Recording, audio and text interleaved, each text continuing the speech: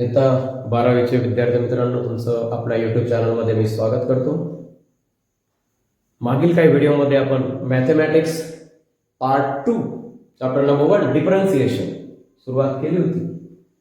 वेगवेगळे फॉर्म्युले आपण पाहिले, जसं की the derivative of different function. For example, sine function. What is the derivative of the sine function? cos x. What is the derivative of cos x? Minus sin x. The derivative of tan x is sec² x. What is the derivative of x raised to n? nx raised to n minus 1. What is the derivative of e raised to x? The derivative of e raised to x is e raised to x. आणि असे बरेच काही. त्याचप्रमाणे आपण या ठिकाणी काही rules पाहिले होते मित्रांनो. ॲडिशनचा रूल असेल, सबट्रॅक्शनचा असेल, multiplication, division, u into v, u upon v, किंवा मग parametric function, derivative of parametric फंक्शनसाठी रूल आहे, तोही आपण घेतला. डेरिव्हेटिव्ह ऑफ इन्व्हर्स फंक्शन, तो अतिशय महत्त्वाचा आहे, त्याचे थेरमही महत्त्वाचे आहे. आणि मग आजच्या या व्हिडिओमध्ये मी तुम्हाला ट्रिग्नॉमेट्रीच्या अशा एका फॉर्म्युल्यावर फोकस करणार आहे मित्रांनो. जर तुम्हाला तो फॉर्म्युला आला, समजला, कन्फ्युजन टळलं, तर नक्कीच तुम्हाला डेरिव्हेटिव्ह बोर्ड परीक्षेमध्ये जो प्रश्न येणार आहे तो सोडवता आल्याशिवाय राहणार नाही. कोणता आहे बघूया. 1 प्लस कॉस एक्स आणि दुसरा आहे 1 मायनस कॉस एक्स. मित्रांनो, जर प्लस आलेला आहे आणि जर एक्स आलेला आहे, इकडे 2 कंपल्सरी असणार आहे. जर 1 प्लस कॉस एक्स आलेला असेल तर इकडे तुम्ही लिहिणार आहात कॉस स्क्वेअर आणि इकडे हाफ अँगल, फुल अँगल एक्स आणि हाफ अँगल एक्स बाय 2. जर मायनस आलेला आहे तर मायनस जर आलेला असेल तर इकडे लिहिणार आहात साइन स्क्वेअर एक्स बाय 2. ट्रिग्नोमेट्रीचे फॉर्म्युले जर तुम्ही लक्षात घेतले तर डेरिव्हेटिव्ह फार सोपं आहे. डेरिव्हेटिव्हच्या मार्गातील मुख्य अडथळा म्हणजे ट्रिग्नोमेट्रीचे फॉर्म्युले, तुमच्या काही बेसिक कन्सेप्ट. आणि मग त्यामुळे डेरिव्हेटिव्ह आणि इंटिग्रेशन विद्यार्थ्यांना कठीण आहे असा एक भास निर्माण होत राहतो. मित्रांनो, हा एक बेसिक फॉर्म्युला, परंतु त्या ठिकाणी प्रश्नामध्ये तुम्हाला काय विचारलं जाऊ शकतं बघा. हा एक्स आहे, त्याच्याऐवजी विचारलं जाऊ शकतं 2x. 2 ॲज इट इज राहणार आहे मित्रांनो, cos square as it is. ज्याप्रमाणे एक्सचा त्या ठिकाणी हाफ अँगल एक्स अपॉन 2 घेतला, 2x चा हाफ अँगल एक्स असणार आहे मित्रांनो. परंतु इथं आपण लागलीच मायनस घेतला. हा पहिला जो फॉर्म्युला आहे 1 प्लस कॉस एक्स, सुद्धा आपण घेऊया 1 प्लस कॉस 2x. दुसरा फॉर्म्युला आहे 1 मायनस कॉस 2x. मित्रांनो, प्लस आणि मायनस मध्येच नेहमी गोंधळ होतो. तो काढण्याचा उत्तम मार्ग म्हणजे तुम्ही फॉर्म्युला पुन्हा पुन्हा समजून घ्या, लिहा, पाठांतर करा. जर मायनस आला असेल तर साइन स्क्वेअर एक्स, एक्स असेल तर एक्स बाय 2, 2x असेल तर फक्त एक्स. लक्षात घ्या, प्लस असेल तर कॉस स्क्वेअर, मायनस असेल तर साइन स्क्वेअर. मित्रांनो, पहिला प्रश्न घेऊया. Differentiate the following with respect to x. WRTX म्हणजेच काय? विथ रिस्पेक्ट टू एक्स, म्हणजे एक्स हा व्हेरिएबल आहे. पहिला प्रश्न बघा. कॉस इनवर्स आणि ब्रॅकेटमध्ये आहे under root of 1 plus cos x upon 2. आपण थोड्या वेळापूर्वीच एक फॉर्म्युला शिकला. 1 प्लस कॉस एक्स म्हणजे 2 times of cos square x by 2. जर एक्स असेल तर एक्स बाय 2, प्लस असेल तर कॉस स्क्वेअर, मायनस असेल तर साइन स्क्वेअर. सो लेट सर्वप्रथम y बरोबर लिहायचं असतं cos inverse in the bracket 1 plus cos x, जे दिलेलं आहे जसंच्या तसं, डिवाइड बाय 2. मित्रांनो, ज्या विद्यार्थ्याला तो फॉर्म्युला माहित असेल त्याला नक्कीच लक्षात येणार आहे. We know that 1 plus cos x is equal to 2 times of cos square x by 2. So I put the formula y is equal to cos inverse, square bracket केला तरी चालेल, अंडर रूट मध्ये 1 प्लस कॉस एक्स ला मी replace करणार आहे 2 cos square x bye. आता हे का, त्याचं रिझन त्या ठिकाणी आहे की रूट मधून काढायचा आहे आणि हा कॉस इनवर्स कॅन्सल करायचा. मित्रांनो, डेरिव्हेटिव्ह काढणं सोपं होणे हा त्याच्यातला खरा महत्त्वाचा विषय आहे की डेरिव्हेटिव्ह आपल्याला ज्याचं काढता येऊ शकतं तिथपर्यंत आपल्याला पोहोचवण्यासाठी सिम्प्लिफिकेशन महत्त्वाचं आहे. आणि अंडर रूट दिलेलं आहे म्हणजे रूट पहिल्याने कॅन्सल होईल, कारण इकडे स्क्वेअर आहे बघा, इकडे स्क्वेअर नाही. Divided by 2 as it is. मित्रांनो, 2 हा न्यूमरेटरला मल्टिप्लाइड आहे आणि हा डिनॉमिनेटरला 2 get it cancel. So y is equal to cos inverse in the bracket. हा मित्रांनो बघा कॉस स्क्वेअर आणि हा रूट, स्क्वेअर आणि रूट कॅन्सल होतात म्हणजे रूट लिहायची गरज नाही. त्या ठिकाणी फक्त लिहा कॉस ऑफ एक्स बाय 2 आणि हा 2 ऑलरेडी कॅन्सल आहे. आता रूट आणि स्क्वेअर कॅन्सल झालेले मित्रांनो. जर ब्रॅकेटच्या बाहेर कॉस इनवर्स असेल आणि ब्रॅकेटमध्ये कॉस असेल मित्रांनो तर ते कॅन्सल होत असतं. ब्रॅकेटच्या मध्ये कॉस इनवर्स आहे बाहेर कॉस आहे ते सुद्धा कॅन्सल होणार आहे. कॉस आणि cos inverse obviously cancel. So what's remaining, इथं तुम्हाला शिल्लक दिसते फक्त एक्स बाय 2, एक्स अपॉन 2. मित्रांनो त्याचा डेरिव्हेटिव्ह काढणं सहज सोपं आहे. त्या ठिकाणी आपण राईट साईडला त्याचा डेरिव्हेटिव्ह घेऊया. So y is equal to x upon 2 differentiating with respect to x. y चा डेरिव्हेटिव्ह आहे dy by dx.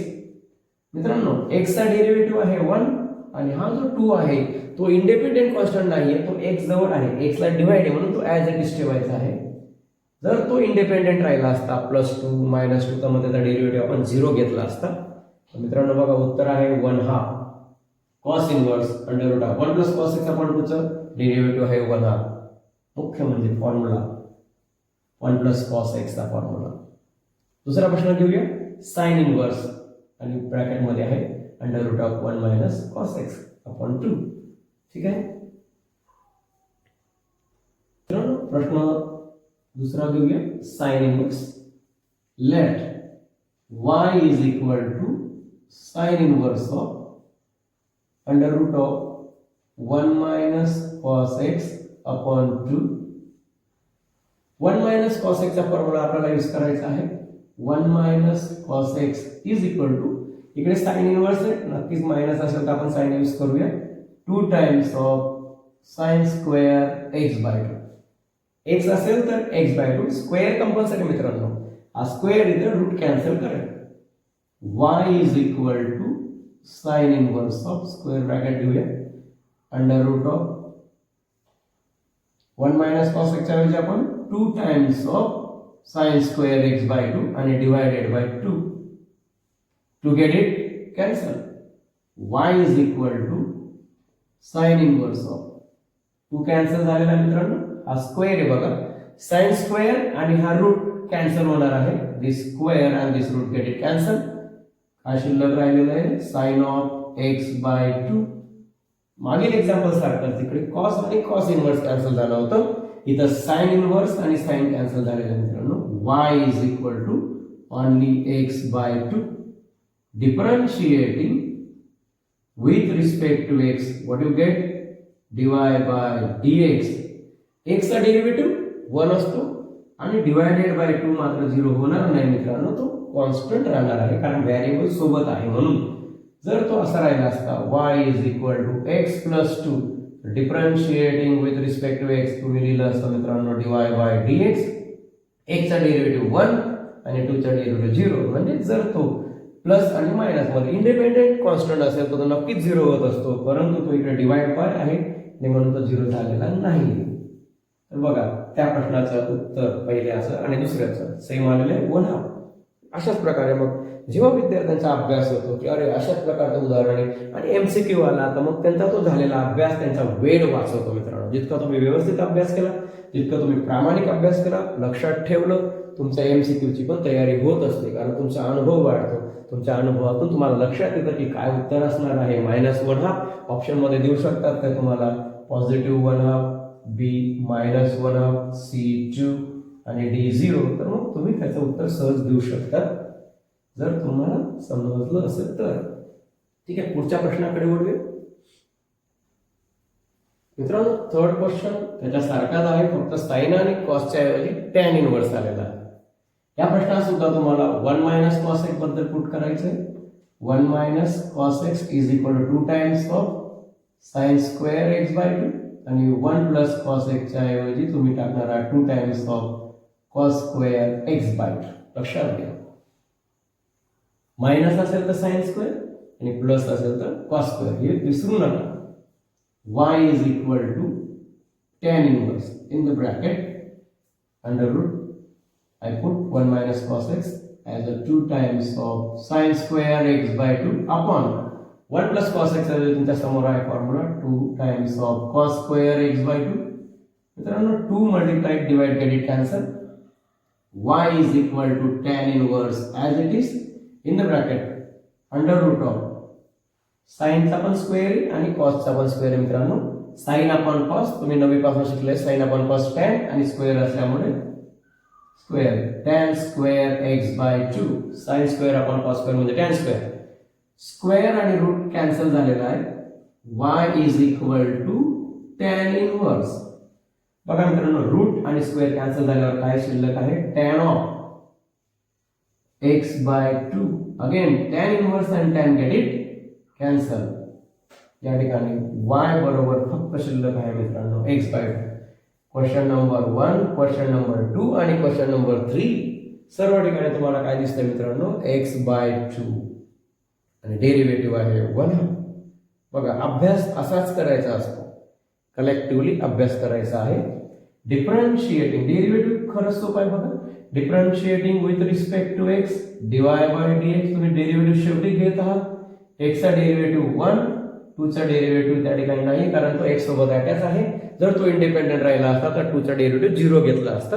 तो डिवाइड आहे म्हणून ॲज इट इज. मित्रांनो बघा डेरिव्हेटिव्ह अगदी शेवटी घेतलेले आहे तुम्ही, म्हणजे डेरिव्हेटिव्ह कठीण नाही आहे. तर त्याच्या मार्गात जो ट्रिग्नोमेट्री येतो, ट्रिग्नोमेट्रीचे काही फॉर्म्युले ते पुन्हा पुन्हा येत असतात. ते एकदा जर नीट लक्षात ठेवले, लिहून काढले, समजून घेतले, त्यांना यूज केलं, पुन्हा पुन्हा चार्ट स्वरूपात भिंतींवर चिटकवले किंवा अभ्यासाच्या खोलीत तिथं ठेवले तर नक्कीच तुम्हाला त्याचा फायदा होऊ शकतो. समजा 4th क्वेश्चन मध्ये थोडासा बदल केला. मी या ठिकाणी क्वेश्चन नंबर 4 बनवत आहे. y is equal to tan inverse आणि या ठिकाणी मित्रांनो वरती आपण प्लस घेऊया आणि खाली मायनस. तर काय बदल होतो तो आपण या ठिकाणी पाहणार आहोत. थोडासा बदल होईल आणि आन्सर मध्ये सुद्धा थोडासा बदल होईल मित्रांनो. बघूया हे फॉर्म्युले कसे राहतील. y is equal to tan inverse in the bracket under root of 1 plus cos x चा फॉर्म्युला आहे 2 times of cos square x by 2 upon 1 minus 2 times of sin square x by 2. मित्रांनो to get it cancel. y is equal to tan inverse of square root मध्ये cos square upon sin square म्हणजे cot square होणार आता या ठिकाणी tan च्या ऐवजी cot square x by 2. त्याचप्रमाणे स्क्वेअर आणि रूट कॅन्सल होईल.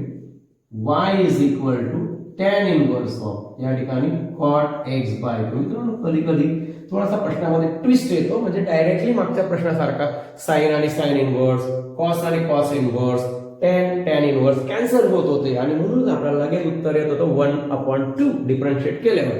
परंतु आता मात्र बाहेर tan इनवर्स आलाय आणि ब्रॅकेट मध्ये cot आलेला आहे. घाबरू नका, त्यासाठी पण एक फॉर्म्युला आहे. tan आणि cot इनवर्स डायरेक्टली कॅन्सल होणार नाही, त्यासाठी एक सोपा फॉर्म्युला आहे आपल्याकडे. तो फॉर्म्युला असा आहे मित्रांनो, tan of pi by 2 minus theta is equal to cot of theta. जर tan आपण असं लिहिलं बघा, tan pi by 2 minus theta म्हणजे cot theta can be written in the form of the tan theta. Theta generally घेतलेला आहे, आपण या ठिकाणी थीटाच्या ऐवजी घेऊया x बाय 2. लक्षात ठेवा, किंवा उलटा फॉर्म्युला त्या ठिकाणी आपण लिहू शकतो, समजून घेऊ शकतो. cot of pi by 2 minus theta is equal to tan theta. आता सध्या आपल्याला हा फॉर्म्युला यूज करायचा आहे, कारण cot रिप्लेस करायचा आहे tan मध्ये आणि मग तो रिप्लेस करायचा असेल तर त्या ठिकाणी थीटाच्या ऐवजी तुम्ही लिहू शकणार आहात पाय बाय 2 मायनस थीटा. अगदी 11वीतला फॉर्म्युला आहे हा. थीटाच्या ऐवजी तुम्हाला घ्यायचा आहे x बाय 2. बघूया आपण कसा बदल होईल. y is equal to tan inverse as it is. मित्रांनो मी ब्रॅकेट मध्ये cotच्या ऐवजी लिहिणार आहे tan. हा फॉर्म्युला तुम्हाला दिसतोय स्पष्टपणे. cotच्या ऐवजी आपण tan लिहू, पण tan मध्ये गेले म्हणजे tan लिहावाच लागेल. tan of pi by 2 minus theta. थीटाच्या ऐवजी भान ठेवा x बाय 2 लिहायचं आहे. मित्रांनो पहा, आता tan आणि tan इनवर्स कॅन्सल होत आहे. मुख्य मुद्दा हाच आहे की tan इनवर्स आणि ब्रॅकेट मध्ये cot आलेलं होतं आणि cotचं रूपांतर tan मध्ये करण्यासाठी हा 11th स्टँडर्ड मधला फॉर्म्युला आहे tan of pi by 2 minus theta is equal to cot theta. आणि मग आपण tan आणि tan इनवर्स सहज कॅन्सल करू शकतो. तुमच्या समोर त्या ठिकाणी आता काय राहिलंय बघा, पाय बाय 2 मायनस एक्स बाय 2. आता डिफरन्शिएट करा. Differentiating with respect to x, so dy by dx. मित्रांनो पाय बाय 2 कॉन्स्टंट आहे. What is the derivative of any constant? The derivative of the constant term is 0. So I write 0 minus as it is. What is the derivative of x? 1, and 2 is attached to x, means divided to x. So therefore it will be not 0 as it is. So the answer is minus dy by dx is equal to minus. आणि मग आधीच्या 3 प्रश्नांमध्ये उत्तर होतं 1/2 1/2 1/2 आणि या प्रश्नाचं उत्तर आहे मित्रांनो -1/2. जर तुमचा अनुभव एक सारखे ते प्रश्न सोडवण्याचा असेल तर मग तुमची तयारी झाली. आणि जर परीक्षेत अशा प्रकारचा प्रश्न आला, तुम्हाला प्रत्यक्ष सोडवण्याची गरज पडेल का? थोडंसं रिव्हिजन असेल तर चटकन आठवेल की अरे अशा प्रकारचा आहे हा, या ठिकाणी म्हणजेच मायनस येणार. आणि त्याच्या आधीच्या 3 प्रश्नांमध्ये पॉझिटिव्ह 1/2 होईल. आणि का आलं त्याचं कारण आहे, या ठिकाणी आपण फॉर्म्युला बदललेला आहे. कारण त्या ठिकाणी कॉट होतं आणि कॉटचं रूपांतर टॅन मध्ये करताना त्या ठिकाणी पाय बाय 2 मायनस थिटा येतो, म्हणजे मायनस आलेला आहे आणि म्हणून उत्तर मायनस येत आहे. अशाच प्रकारचा अभ्यास जर तुम्ही केला तर नक्कीच तुम्हाला यश आहे. त्यासाठी थोडीशी मेहनत घ्यावी लागते मित्रांनो. 12वीच्या मुलांनो, तुम्ही फॉर्म्युले पाठांतर करण्यामध्ये अजिबात कमी पडू नका. ते डेरिव्हेटिव्हचे फॉर्म्युले असतील, ते इंटिग्रेशनचे फॉर्म्युले असतील, किंवा त्याच्यातला मॅथ 2 मध्ये सगळ्यात महत्त्वाचा विषय आहे ट्रिग्नोमेट्री, डिस्पोर्सिंग. चॅप्टर नंबर 1 2 3 4 5 सर्व ठिकाणी तुम्हाला ट्रिग्नोमेट्रीचे फॉर्म्युले दिसतील. जर संपूर्ण मॅथमॅटिक्स 2 मध्ये ट्रिग्नोमेट्रीचे जे फॉर्म्युले तुम्ही 9 पासून शिकलेले आहात, 9 10 थोडेसे ॲडव्हान्स पद्धतीने आता 11 12 मध्ये आलेले आहेत, जर ते येतच असतील तर मित्रांनो तुम्ही त्याचे चार्ट तयार करा, वहीत लिहा, भिंतीवर लावा, तुम्हाला नक्कीच फायदा होईल. अजिबात त्या ठिकाणी तुम्ही मागे पडू नका, तर तुम्हाला मॅथ्स 2 नक्कीच सोपं वाटेल. भेटूया पुढच्या व्हिडिओमध्ये. अशा प्रकारचे खूप छान एक्झाम्पल्स आपण घेऊया. धन्यवाद.